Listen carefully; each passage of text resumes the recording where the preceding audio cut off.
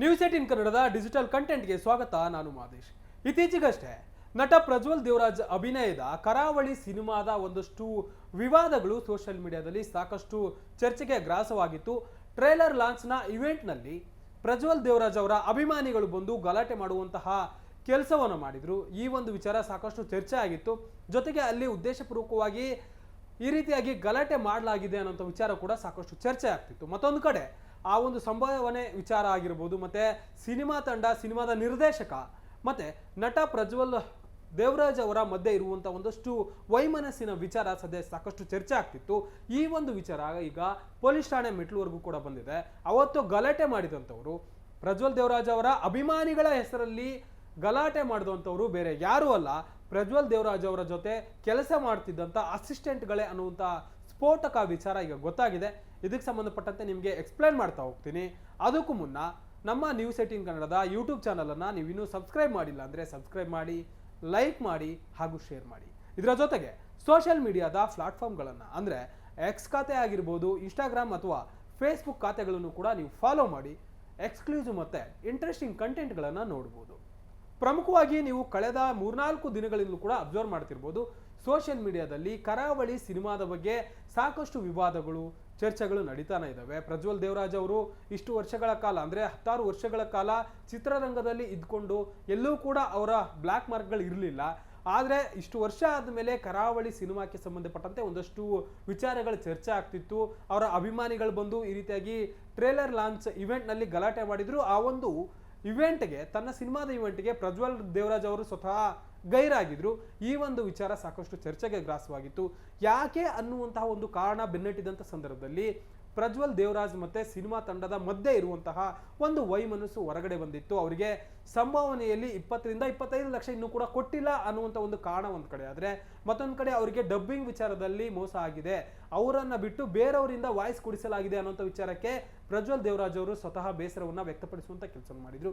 ಇದು ಒಂದ್ ಕಡೆ ಆದ್ರೆ, ಅವತ್ತಿನ ಇವೆಂಟ್ ನಲ್ಲಿ ಉದ್ದೇಶಪೂರ್ವಕವಾಗಿಯೇ ಜಗಳವನ್ನ ಮಾಡಿಸಲಾಗಿದೆ ಅನ್ನುವಂಥ ಸ್ಫೋಟಕ ವಿಚಾರ ಗೊತ್ತಾಗಿದೆ.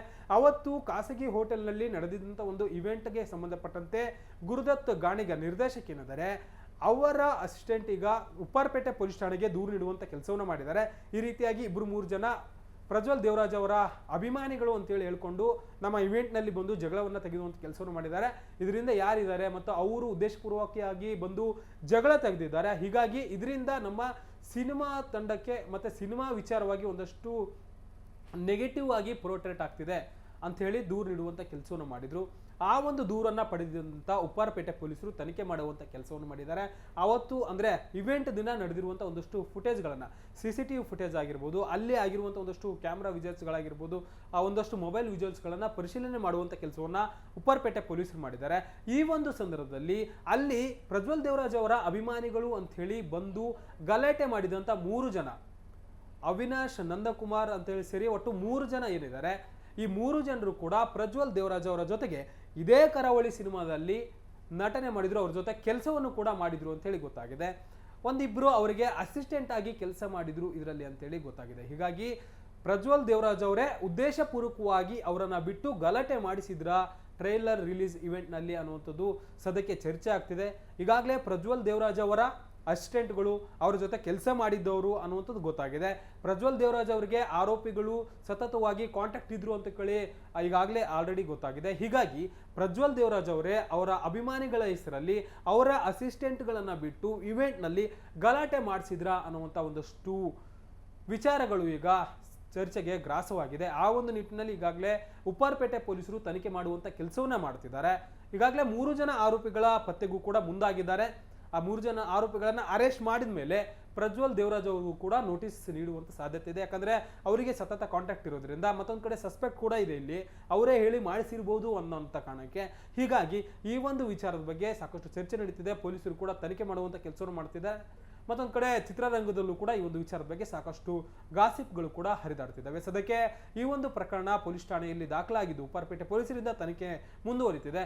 ಈ ಒಂದು ಕೇಸ್ನ ವಿಚಾರವಾಗಿ ಅಧಿಕೃತವಾಗಿ ನಿರ್ದೇಶಕ ಅಥವಾ ನಟ ಪ್ರಜ್ವಲ್ ದೇವರಾಜ್ ಅವರು ಯಾವುದೇ ರೀತಿಯಂತ ಹೇಳಿಕೆ ಇನ್ನೂರು ಕೂಡ ನೀಡಿಲ್ಲ. ಇದ್ರ ಬಗ್ಗೆ ಏನೆಲ್ಲ ಪ್ರತಿಕ್ರಿಯೆ ನೀಡುತ್ತಾರೆ ಆಫ್ಟರ್ ಇನ್ವೆಸ್ಟಿಗೇಷನ್ ಅನ್ನೋದನ್ನ ಕಾದು ನೋಡಬೇಕಿದೆ. ಕ್ಯಾಮ್ರಾ ಪರ್ಸನ್ ರಾಯ್ಡು ಜೊತೆ ಮಾದೇಶ್, ನ್ಯೂಸ್ 18 ಕನ್ನಡ, ಬೆಂಗಳೂರು. ನಿರ್ಭೀತ, ನಿಷ್ಪಕ್ಷಪಾತ, ವಿಶ್ವಾಸಾರ್ಹ ಸುದ್ದಿಗಳಿಗೆ ಮತ್ತೊಂದು ಹೆಸರಾಗಿರುವಂತ News18 ಕನ್ನಡ ಈಗ ಆಪ್ನಲ್ಲೂ ಲಭ್ಯವಿದೆ. ದಯವಿಟ್ಟು ಇಲ್ಲಿರುವಂತ QR ಕೋಡ್ ಸ್ಕ್ಯಾನ್ ಮಾಡಿಕೊಂಡು ಆಪ್ ಡೌನ್ಲೋಡ್ ಮಾಡೋದಕ್ಕೆ ಮರಿಬೇಡಿ. ನಿಮ್ಮ ಬೆಂಬಲ ಹೀಗೆ ಸದಾ ನಮ್ಮೊಂದಿಗಿರಲಿ. ಧನ್ಯವಾದ.